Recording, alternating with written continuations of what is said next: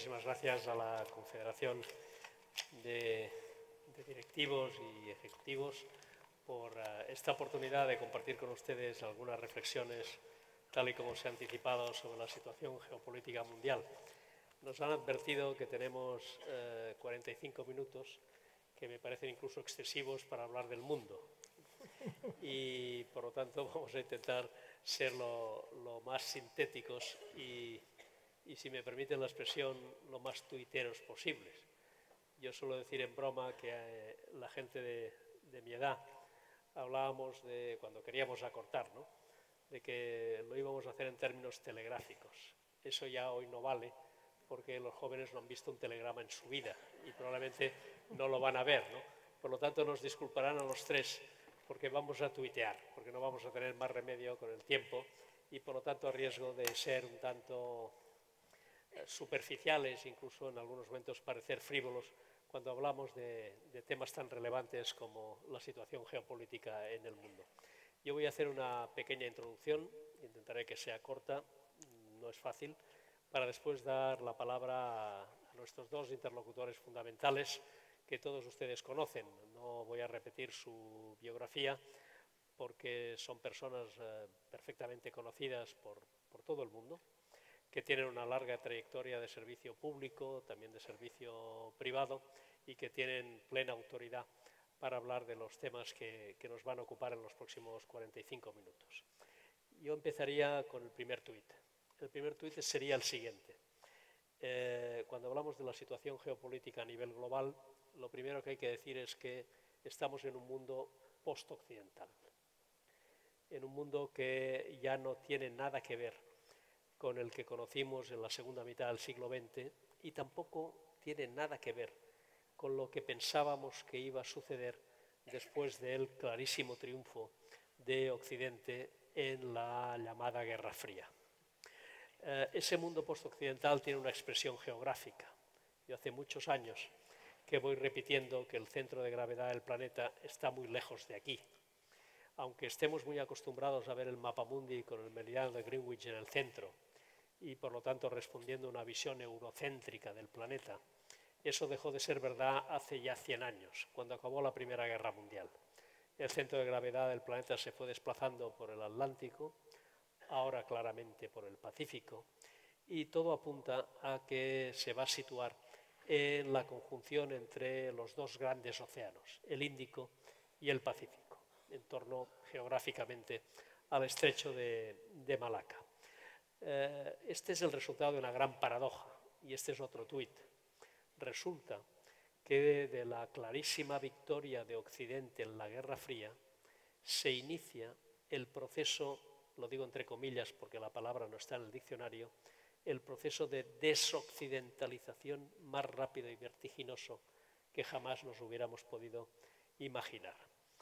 Y eso ha puesto a Occidente en crisis, como concepto y, desde luego, como valores, como escala de valores. ¿Cuáles serían los valores de Occidente? De nuevo tuiteando. En lo político, la democracia representativa. En lo económico, la economía de libre mercado, con un papel básico de la iniciativa privada. Y en lo social y cultural, las sociedades abiertas, basadas en la libertad, basadas en la igualdad y, si se quiere, con los atributos propios de la Revolución Francesa, también en la fraternidad, o dicho de otra manera, en la solidaridad. Pues bien, ese concepto y esos valores están en crisis. Primero, porque tienen muchos enemigos que quieren combatir frontalmente ese esquema. El terrorismo internacional sería el ejemplo paradigmático.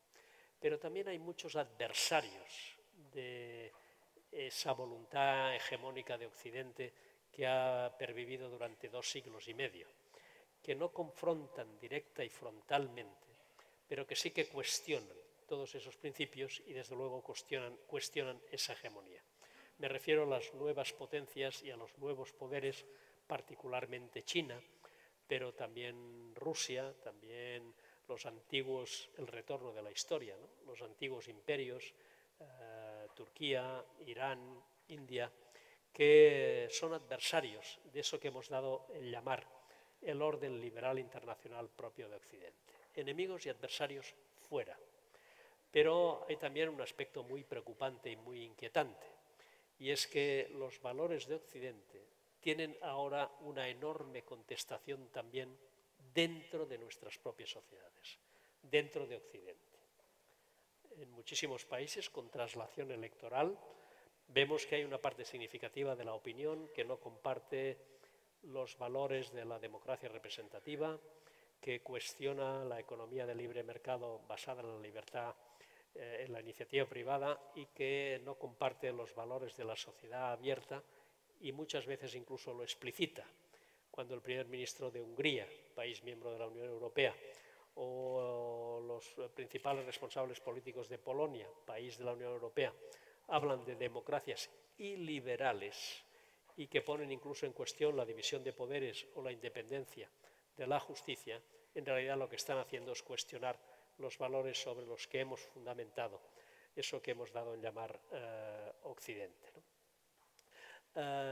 Un problema adicional, y intento ir terminando, y es que no solo tenemos adversarios internamente, que son muy poderosos, en Europa los populismos y los nacionalismos, sino que se está rompiendo el eje vertebrador de Occidente, que ha sido el vínculo atlántico entre Europa y Estados Unidos. Porque Estados Unidos está abandonando el liderazgo del orden liberal internacional, está abandonando la defensa del multilateralismo y ha dejado de pensar en términos de aliados para pensar solo en términos de socios en función de sus propios intereses. Y no estamos hablando ya de mera retórica, que es muy importante.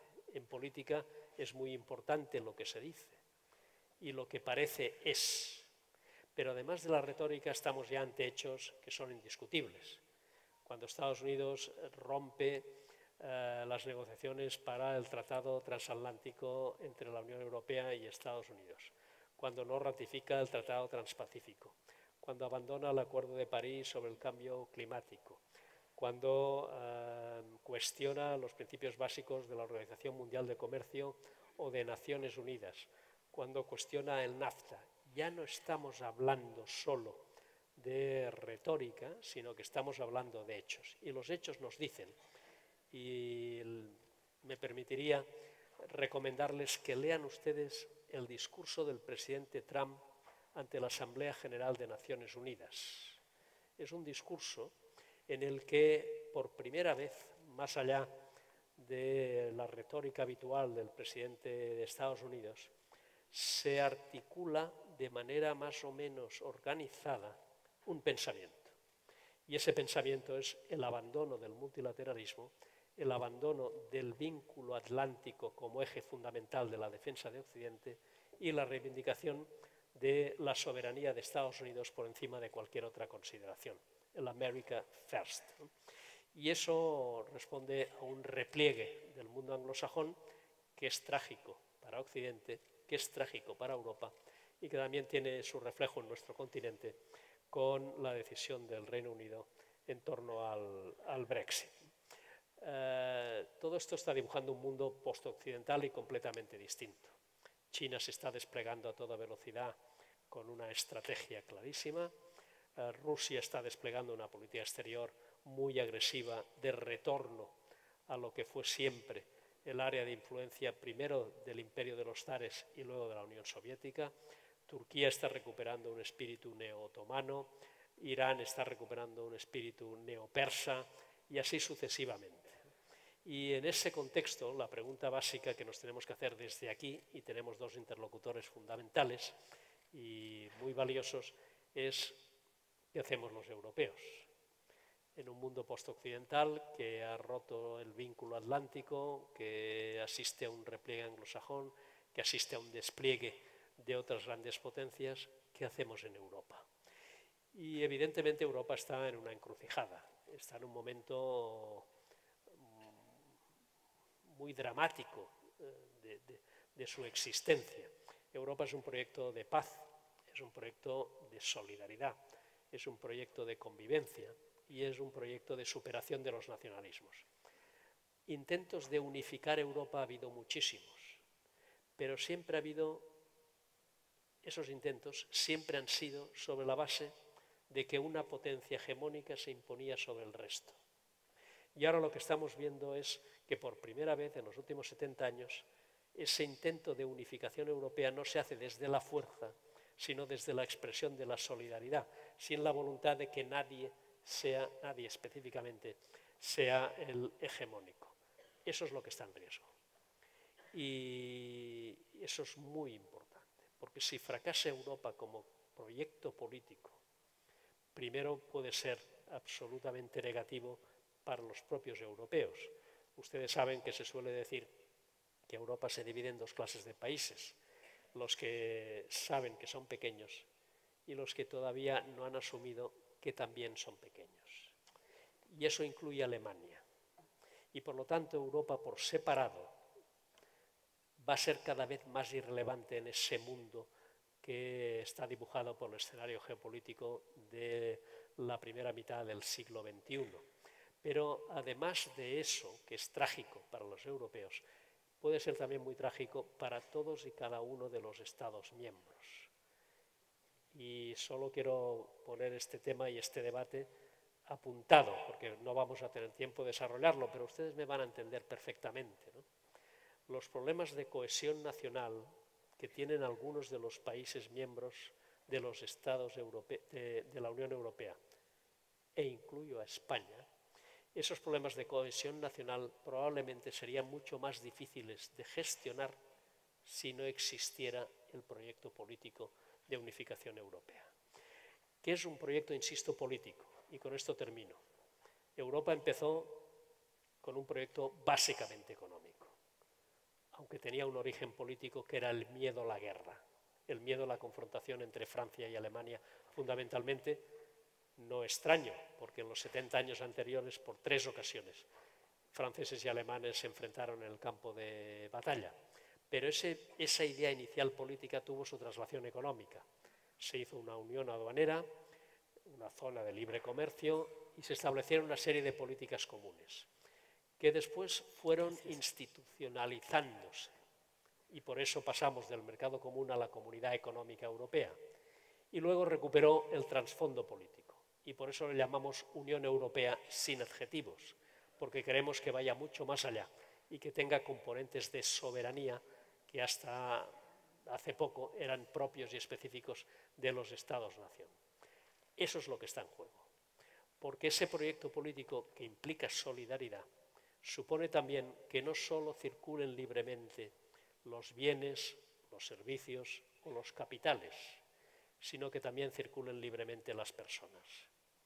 Y si esa libertad se coarta y deja de existir, volveremos a una unión aduanera, pero habremos abandonado definitivamente el proyecto político.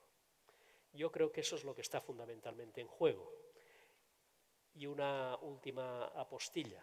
Europa siempre ha avanzado sobre la base del acuerdo, no en visión, que es distinta, pero sí en términos pragmáticos entre los dos grandes países, Francia y Alemania, con geometría variable, buscando aliados en cada momento. Y ahora estamos en una situación que voy a dejar en manos de nuestros invitados, que resumidamente sería la siguiente. Francia tiene un gobierno claramente europeísta, pero sin capacidad suficiente, y con problemas internos también, sin capacidad suficiente para impulsar el proyecto de integración política de Europa. Alemania tiene un gobierno particularmente débil. Y ante esa situación de doble debilidad hay que buscar aliados. Y cuando buscamos aliados nos encontramos con una realidad incontrovertible y no precisamente esperanzadora, porque hay una serie de países euroescépticos, incluidos algunos que habían sido muy europeístas, como los Países Bajos, que ahora encabezan un movimiento de resistencia ante cualquier avance. Tenemos los países del este, particularmente los llamados países de Visegrado, que están cuestionando, me refiero a Polonia, República Checa, Eslovaquia y Hungría, que están cuestionando algunos de los principios básicos sobre los que descansa la construcción europea, que básicamente es el Estado de Derecho y la división de poderes y la independencia de la justicia. Y si vamos por el sur, y tenemos hoy a Enrico. Grecia tiene suficiente trabajo para resolver sus propios problemas. Italia, Enrico no me lo matizará, pero Italia se nos está yendo en el mejor de los casos. Y queda España y Portugal, ¿no? Pero en situación también de debilidad política, de debilidad parlamentaria, y por lo tanto, en un contexto de ausencia de liderazgo y de debilidad política que hace muy difícil pensar que a corto plazo podemos empujar ese proyecto de integración y que lo más urgente, como se suele decir, es precisamente esperar. Tenemos que esperar al resultado de las elecciones al Parlamento Europeo.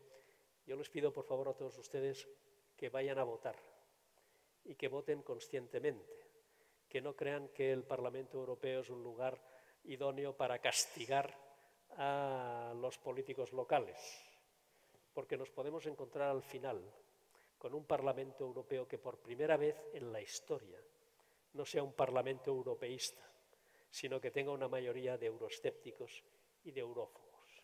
Y como del Parlamento Europeo tiene que surgir, por ejemplo, la Comisión Europea y su presidente, las elecciones de finales de mayo son probablemente las más importantes que hayamos tenido enfrente en mucho tiempo, Y de lo que suceda en los próximos meses van a depender muchas cosas.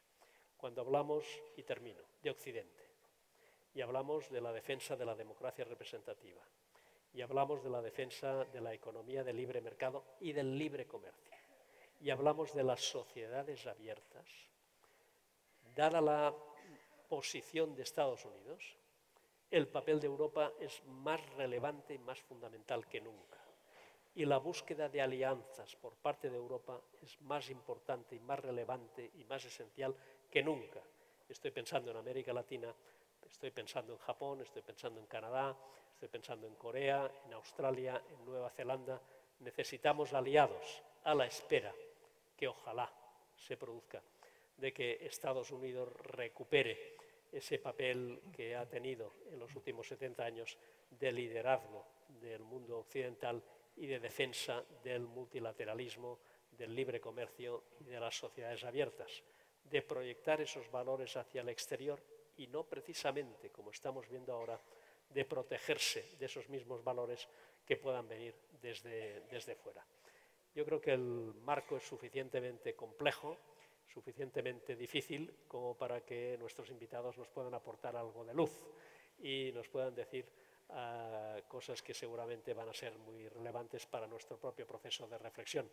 En primer lugar, Benita, no se la presento a ustedes, la conocen perfectamente, ha sido prácticamente todo, ministra de Asuntos Exteriores, comisaria de Relaciones Exteriores de la Comisión Europea, persona de un europeísmo absolutamente indiscutible y con una autoridad todavía más indiscutible. Benita, muchísimas gracias. Muy buenas tardes.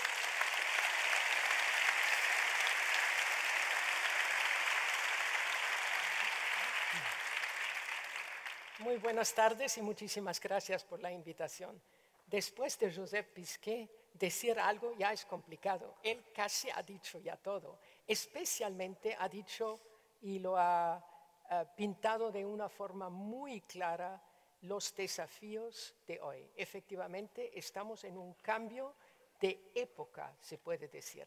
Yo, si pienso cuando yo era comisaria de la Unión Europea de Relaciones Exteriores y Política de Vecindad de 2004 hasta 2010, era un mundo totalmente diferente. Era un mundo optimista, positivo, donde nosotros pudimos construir algo. Y de hecho hemos construido mucho. Hemos pensado que podemos seguir así, pero de repente vino la gran recesión, que en su momento no nos dimos cuenta que era la gran recesión, sino pensamos que era una crisis financiera, sabíamos que quizá en Europa tardaría más, pero no nos dimos cuenta de todas las consecuencias enormes que esto ha traído consigo, especialmente, naturalmente, las divisiones internas, las desigualdades, las grandes crisis en los propios países Y ahora este movimiento, cómo seguir adelante. Pero la sociedad ha cambiado también, porque había muchísimo pesimismo. Donde antes había optimismo, de repente hay por lo menos frustración, hay escepticismo, a veces pesimismo. Entonces, de repente, todo ha cambiado. A esto se añade naturalmente que tenemos otro mundo en cuanto a la tecnología. También ha sido una revolución. La revolución digital no ocurrió así en su momento, pero hoy en día con una frase, como tú lo has dicho, con un Twitter, ya dices muchas cosas, pero la realidad es siempre mucho más gris, mucho más profunda, mucho más detallada, y ya a veces no puedes dar estos mensajes por ejemplo, a tus pueblos, a la gente, como políticos. ¿Cómo hablas hoy? Yo creo que lo que tenemos que hacer antes de entrar en la cuestión de la Unión Europea es hablar mucho más claro, hablar con gran valentía, tener nuevas caras también de política. Yo creo muchos políticos también, como yo me he retirado porque pienso que es el momento también para políticos más jóvenes que tienen que venir y tienen otras ideas y otra forma de ser. Y esto a lo mejor poco a poco recupera una parte. Después vino la otra gran crisis, que es la crisis de la inmigración. Realmente habíamos pensado que ahora ya iríamos adelante otra vez, hemos tenido muchas ideas cómo podríamos hacerlo. De repente, naturalmente, a causa de la crisis en Medio Oriente, de Siria, tenemos unos flujos de migración enormes, pero no solamente de Siria, también de la parte del Sahel, de parte de África subsahariana, y no sabemos cómo ocupar y cómo tratar estos temas. Y en todos nuestros países hemos tenido grandes flujos, en España más tarde, ahora, mientras que, por ejemplo, en mi país, Austria, vinieron 90.000 sirios que hemos acogido y somos un país de 8 millones de habitantes. Entonces, automáticamente pueden imaginarse también. Primero, muy bien, pero después había un rechazo de la población. ¿Por qué? Porque somos un país muy social, enseguida había medicina gratis, educación gratis, naturalmente todo eso. Y, por ejemplo, una cajera en un supermercado ha ganado exactamente lo mismo que ha recibido un refugiado. Entonces, rechazo. Entonces, todas estas cuestiones son muy importantes, pero dentro de la Unión Europea tenemos un principio, tú lo has mencionado, en principio tenemos la solidaridad.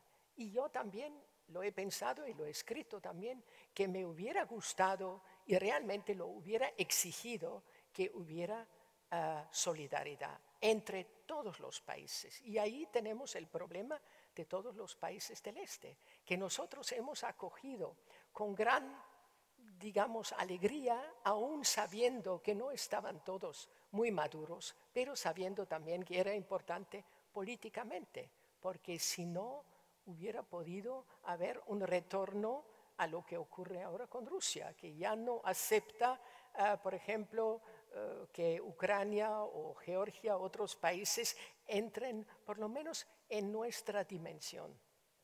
Entonces, esto creo ha sido otro trastorno enorme en la Unión Europea y de hecho no hemos encontrado todavía una solución. Intentamos tener ahora una protección mejor de las fronteras externas, es verdad, esto hace falta, pero al mismo tiempo dentro de la Unión Europea tenemos que hacer algo.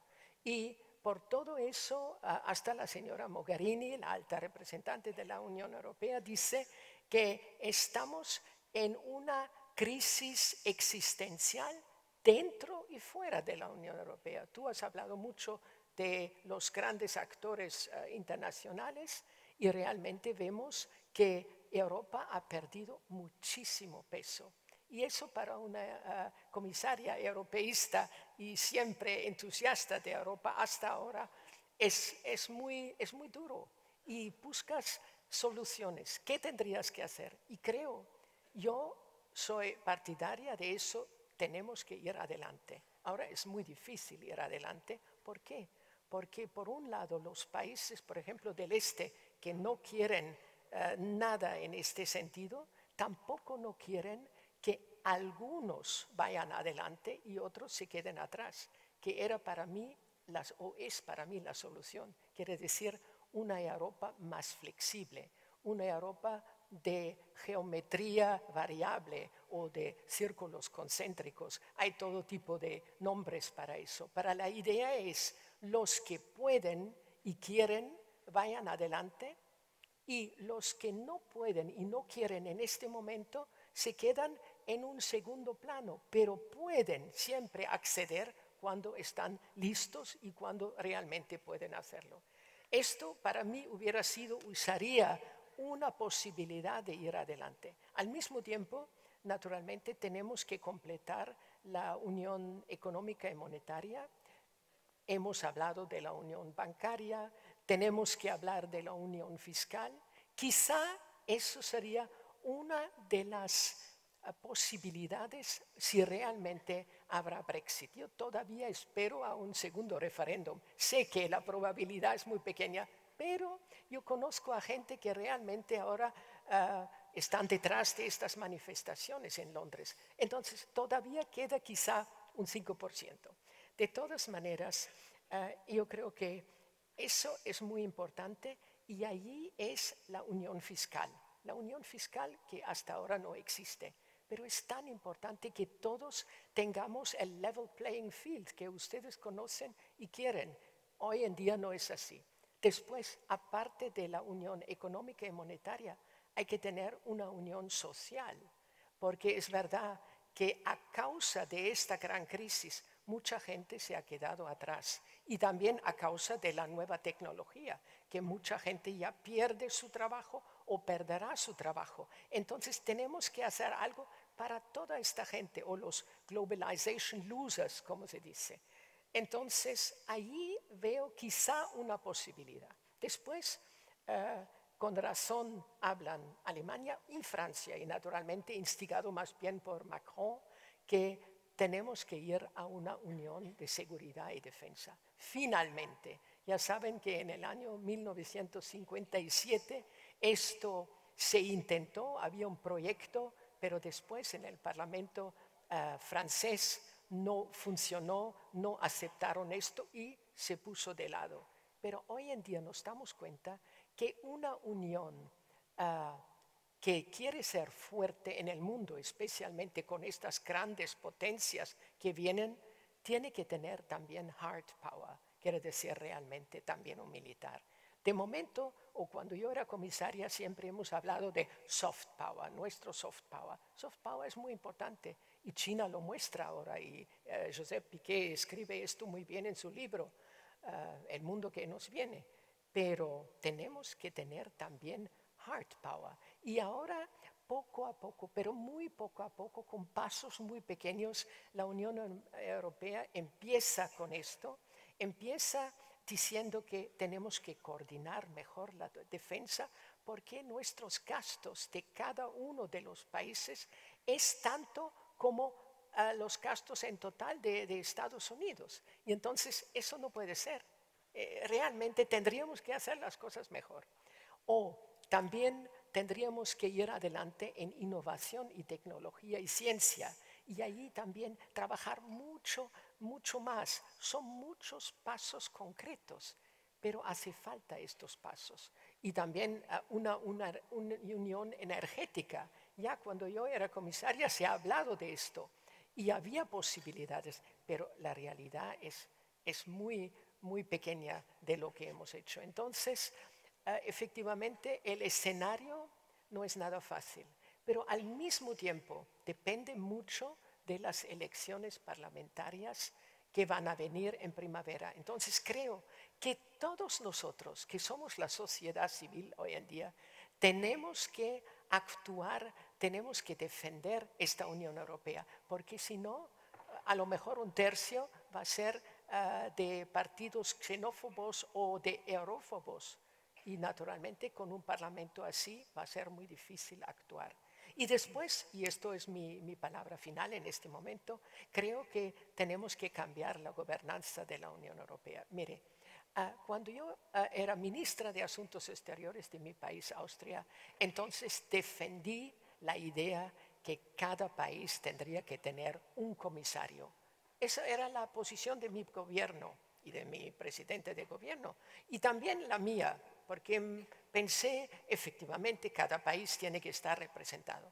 Pero cuando ya era comisaria me di cuenta que así ya no funcionamos. Con 27 o 28 y en el futuro con más todavía, ¿cómo piensan que vamos a tomar decisiones? También una de las razones por nuestra debilidad interna, porque los chinos autoritarios, uno toma la decisión, todo el Parlamento, el Congreso después ratifica y adelante. Y hasta en Estados Unidos, hasta en algunos países nuestros, Francia, por ejemplo. Pero en la Unión Europea somos súper lentos. ¿Por qué? Porque tenemos que buscar hasta ahora, unanimidad. Entonces, algo que yo también aprendí ahí, unanimidad no es la solución. Hoy en día hasta lo dice el presidente Juncker y naturalmente solamente en algunos puntos, ¿no?, donde hay una cláusula de pasarela, quieren ir a más mayoría cualificada. Pero tenemos que ser mucho más rápidos y mucho más claros y tenemos que, pienso también, tratar de las cuestiones grandes, importantes, las cuestiones comerciales. Se ve ahí, la Unión Europea es fuerte, pero, por ejemplo, Trump ahora ya está impaciente porque hay un acuerdo en cuestión entre la Unión Europea y Estados Unidos en algunas cuestiones comerciales. Pero la señora Malmström, la comisaria, ha dicho, yo no puedo tomar una decisión tan rápidamente porque me tardará un año para tener el mandato para negociar. Después la Comisión puede negociar y fuertemente, pero hasta todo el mundo esté de acuerdo. Y todo eso naturalmente nos frena muchísimo. Con esto me quedo en este momento.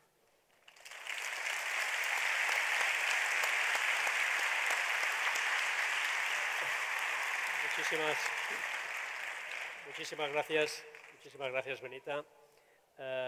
Tiene ahora la palabra Enrico Letta, buen amigo, todos ustedes le conocen, ha sido ministro en diferentes responsabilidades en el gobierno de su país, de Italia, ha sido primer ministro y ahora es decano de la Escuela de París de Relaciones Internacionales, entre otras muchas cosas.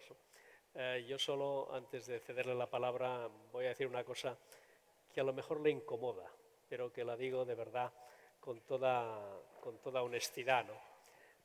Enrico, te echamos mucho de menos y echamos mucho de menos políticos italianos como tú.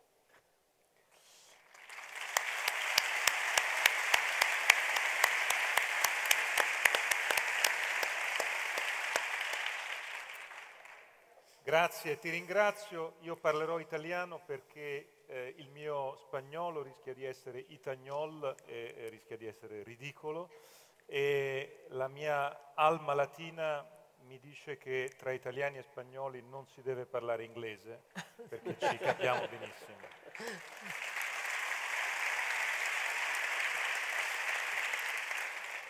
Parlerò lentamente e evitando i falsos amigos.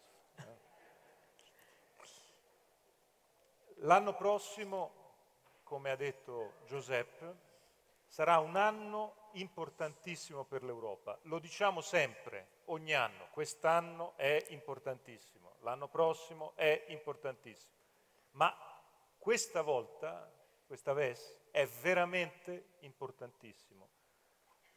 Perché l'anno prossimo è l'anno delle prime volte, delle prime VES. La prima volta, la prima era VES che un paese, la Gran Bretagna, exit. Non è mai successo prima, non sappiamo come fare, manca la toolbox completamente. Credo che sarà un gran problema, non ci sono ancora chiarezza su come andrà, ma è la prima volta. La seconda primera vez. Per la primera vez avremo una elezione europea in cui parleremo di Europa. Non è un paradosso, non è una cosa strana, ma è vero. Voi vi ricordate un'elezione europea in cui avete parlato di Europa? Normalmente alle elezioni europee si parla di come far cadere il governo nazionale o di come sostenere il governo nazionale. Non si parla mai di Europa. Per la prima volta parleremo di Europa perché l'Europa è di fronte a una sfida esistenziale, è un desafio esistenziale. Terzo, per la primera vez il Parlamento europeo cambierà totalmente maggioria. Per 25 anni abbiamo avuto un Parlamento europeo con la misma maggioria.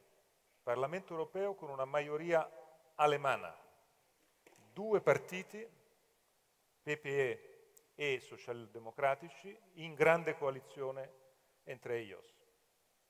Il futuro, lo sappiamo, questi 2 partiti a livello europeo, oggi e in questi 25 anni, juntos, hanno sempre avuto il 60, il 70% del Parlamento europeo.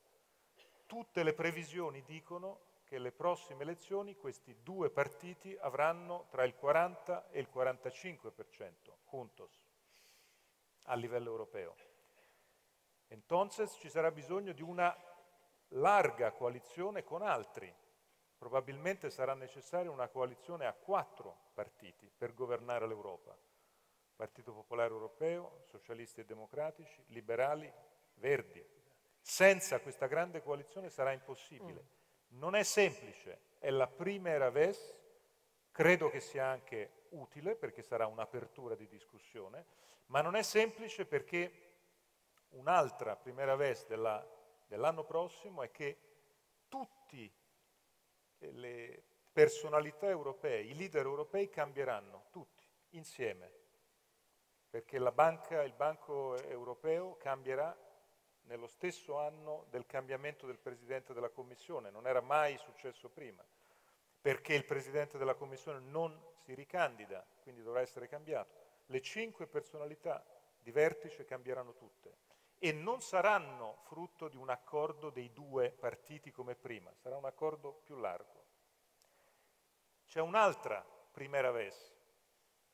La Alemania non ha mai avuto Presidente della Commissione e Presidente della Banca Centrale Europea.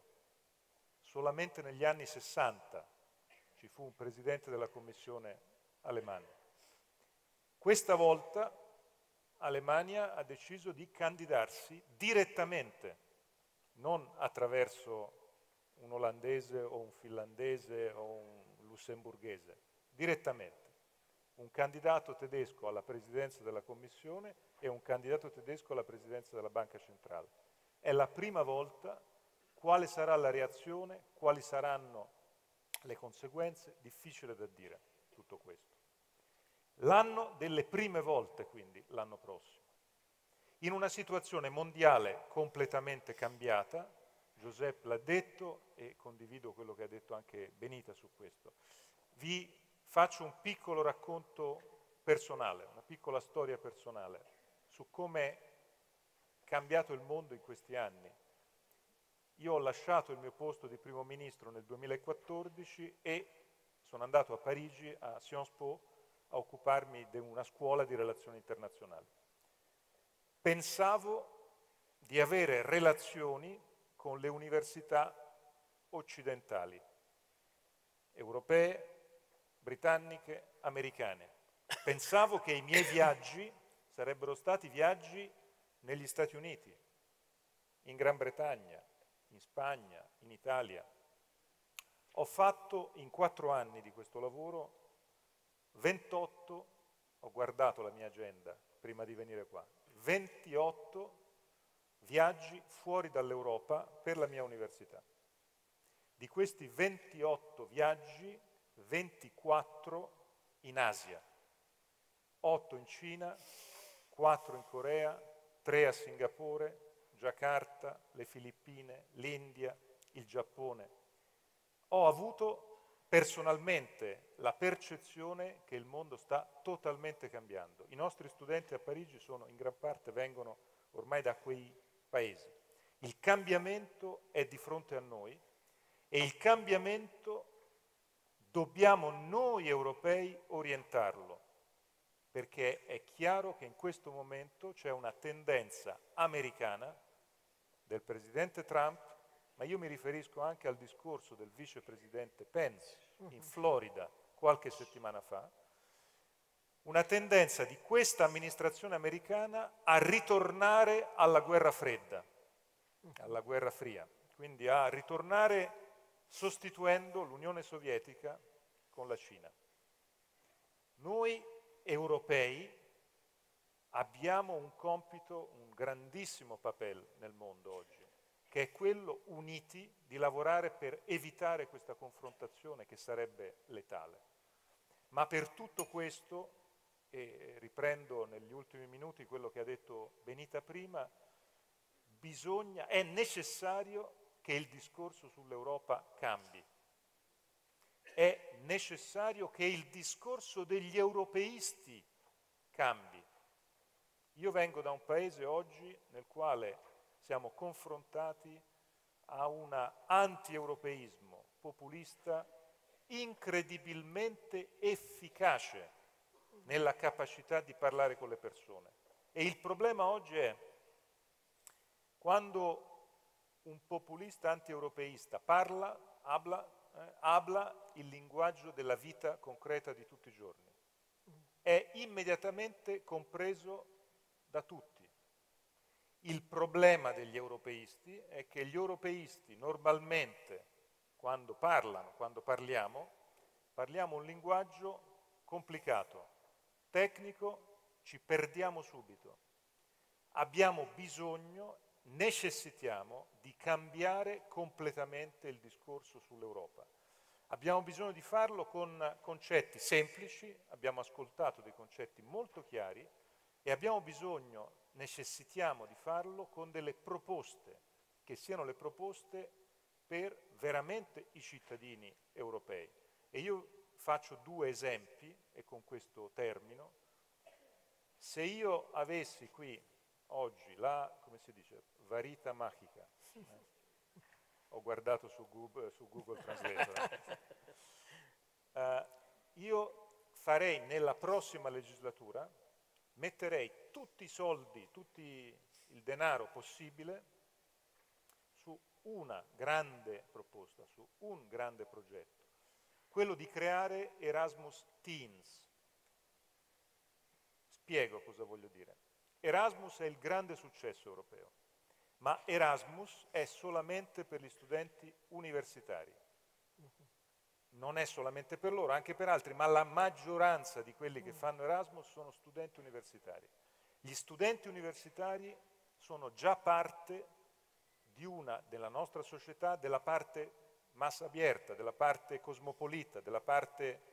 Noi abbiamo bisogno, necessitiamo di una proposta europea che offra apertura, occasioni, opportunità a tutti, non solamente alla parte della nostra società che va all'università. È il motivo per cui Erasmus Teens è questo progetto che abbiamo lanciato come Istituto Jacques Delors, ed è il progetto di dire tutti gli studenti di 14, 15, 16 anni delle scuole europee la possibilità di fare un periodo di 2 mesi, 3 mesi in un altro paese europeo, in un altro liceo, in un'altra scuola europea, per imparare lo studente e la sua famiglia che sono a casa a Palma di Maiorca, ma sono a casa anche a Pisa, nella mia città, sono a casa anche a Vienna, sono a casa a Strasburgo, sono a casa che è casa mia, non è un paese nemico. E questo secondo me è un elemento essenziale. Noi dobbiamo mettere in campo proposte come queste.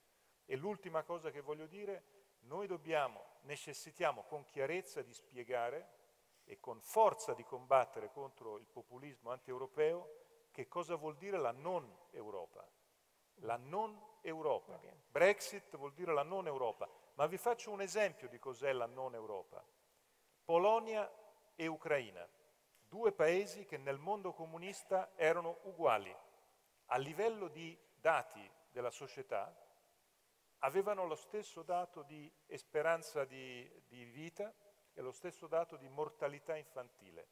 Nel 1990 la Polonia ha cominciato a avvicinarsi all'Unione Europea e l'Ucraina no. Oggi la Polonia ha gli stessi dati di mortalità infantile, di speranza di vita della Spagna e dell'Italia, l'Ucraina no. Quando parliamo di Europa non è direttive europee, non è tecnocrazia, non sono tecnicismi, è la differenza tra la vita e la morte. Avere una speranza di vita o una mortalità infantile come quella spagnola o italiana o come quella appunto dell'Ucraina è la differenza tra la vita e la morte. Noi dobbiamo sempre di più presentarla così e costruire e combattere per un'Europa che sia veramente migliore. Grazie.